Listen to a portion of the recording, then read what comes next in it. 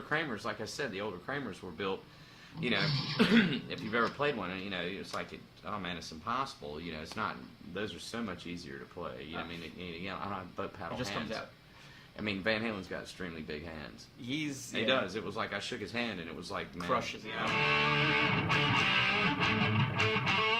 You know, and then it's just basically different versions of that. You know, let's see.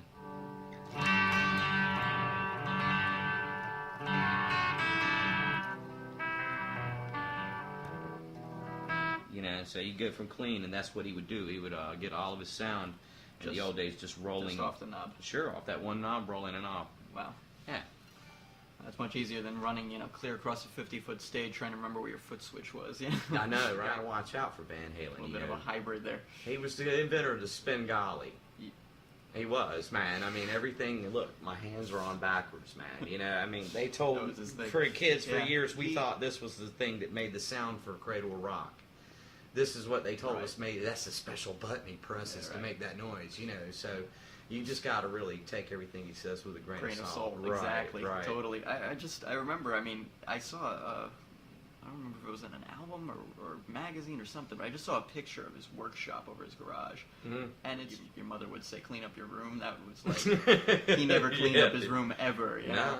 It was just a mush of everything, parts, pieces, necks, bodies, pickups everywhere. And the first image that popped in my head was him sitting there, you know, for hours on end, you know, with his wife going, dinner's ready. But, you know, sitting there for hours on end, just tweaking and tinkering and wiring, sparks coming out going, nah, don't like it, ripping it out, doing it again, and just basically experimenting. And like the new Peavy's got stainless He's steel like the frets mad on scientist of guitars. I mean, who would think of that? You know, it's got, it's got stainless steel frets like the Wolfgang you got. It's similar to that, and that's the only thing they really, he said he's got a lot of new designs on his new prototype, and stainless steel frets is one of them, and that's just ingenious. They'll never wear out, dude. No. Never. I mean, this and I've got brassels. I mean, I've got to crown this thing about after every 6 months. I've got to do a crown job on it. But man, he's got it. And so it's just him being him, you know. He would come and tear something to pieces, and when he put it back together again, sometimes every once in a while he'd slip on a banana peel, and things would actually work better. So, you know. You don't have the 22nd fret on there. Does that ever, you know, hinder anything? No, actually, no. I mean, a lot of the stuff, you know, if I'm going, you know, I'll just bring it on up. You know, and he'll do that, you know, when he does his, you know, his mandolin style runs and stuff. What gauge strings do you use? I'm using 9s across the board. I mean, I'm not really peculiar. D'Addario 9s. Just be able to bend them. Oh yeah, sure. I mean, you know.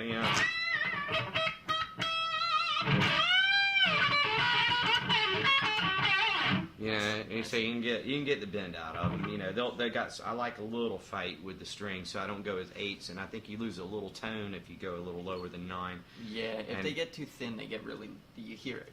Yeah, you don't have. And you can't, especially when you're playing with not a lot of gain. You lose the ring of it. Just the accents and everything aren't there. Sure, man. Sure. So I started with this. You can actually see it on. Well, we can't really get too much of a close up, but just imagine. Like this top string here, the low string is basically a lot thicker than it should be. If you look at the gauge, I guess it goes up. There's a considerable difference between the A and the D. Yeah, it is actually. What is that? Like about a 40, 46 or something for a D?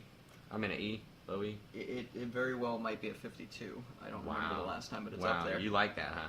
Well, the reason I did it was because of the drop D on these models. They put the drop D on, and so when you drop it down, you're loosening the string, and so you get a lot of sort of flabby.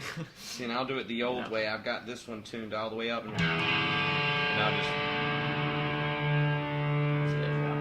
you know. You know, and then I can bring it right back, and this is actually incorporated in the show. You know, when we actually do our show, our first song will come out, it'll be in standard, and we do it just like the festival. They did it. They would go Romeo Delight, and then they go Unchained, and then they go back to the full bug. So I'm seriously considering one of those drop D things, man. It makes it a lot easier, doesn't it? It really does. When it came out, I thought that was the greatest idea. And I thought, you know, you have these open tunings sometimes the guys playing, and there's subtle differences. So they'll change G to an F sharp. You know, something just a half step or a whole step. And I thought, this thing can go down a good whole step easy. Sure. So, in fact, if you calibrate it, you can get a step and a half out of it, I've found. Really? So, Wow. You know, I thought, wouldn't it be great for open tuning players if you could get one on each one? It's like $50 for this little tiny thing. Well, and I thought, so if you get the other 5, that's like a $250 upgrade. Sure, man. And I'll tell you something else. That's a good idea. But wait till you see the new one. Sweet. Well, have you heard about the new one? I just saw pictures. Well, I know what he's doing. I know what he's up to. Watching people your DVD ask player. me, they're like, you know, Van Halen hasn't had an album in a while. I'm like, that doesn't mean he's not working. He's probably sitting up there as we speak, wiring some new idea. I mean, right. Just, I hear him and Dave have been fighting pretty hard, man. That's what I hear. And then the more they fight, the better the album sounds. So, man, we're just gonna let it go. There's nothing new going on there. Right. You know. Well, that was our thing. I didn't realize they stopped fighting, to be honest. They never have. And that's kind of like what you were talking. We were talking about earlier. Roth is back. Like, he's back for a beating. Now he's the one that unfortunately he's the one that usually wins. He's the karate man. Yeah. Roth is. But see, that's what happened with us. We were playing in Florida, and a it all 60-year-old on the planet. Roth can't whoop these days, but. We were playing in Florida, and it all started over a girl. And we were on stage at a club. I think it was like Gainesville or something. We were playing behind the Alien Ant Farm. And we got in a fight. In full gear. I'm wearing like the striped overalls and everything, and he's wearing the assless chaps. Man, we just went at it right after. What the show. started it? The girl. Of course. Yeah. It was over a woman, right. And the next thing and liquor, a little bit too much to drink. And we went at it, and what happened was, this is before the internet, it was before the YouTube, so it was like 3 or 4 years right before all of that stuff, and had it been that way, I'd have been famous by now. Right.